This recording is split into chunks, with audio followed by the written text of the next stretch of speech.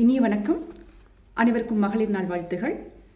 அழுத்தமான வார்த்தைகள், ஆழமான வரிகள், எழுத்துருவில் இருந்தென்ன பயன்? இதோ உங்களுக்காக. பெண்மையை போற்றுவோம்.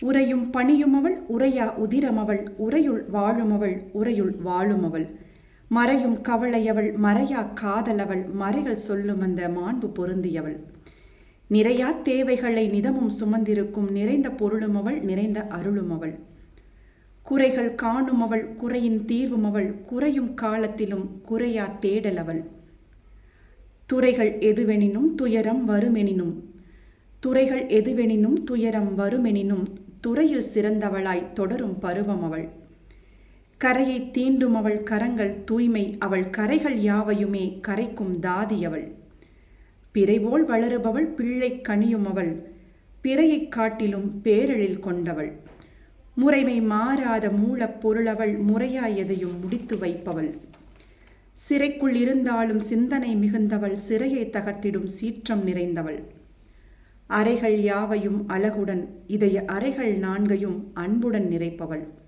இறைவி வடிவமவள், இறைவன் நிழலும் அவள், இறைவன் பெயராலே எதையும் சாதிப்பவள், நிறைவு கொள்ளாத நெடிய வாழ்வுமில்லை, நிறைந்த பூமியிலே நேசம் போதவில்லை, பிறப்பின் வழியறிந்து பிறவி நிலையறிந்து பிறந்த யாவருமே பெண்மையை போற்றுவோம்.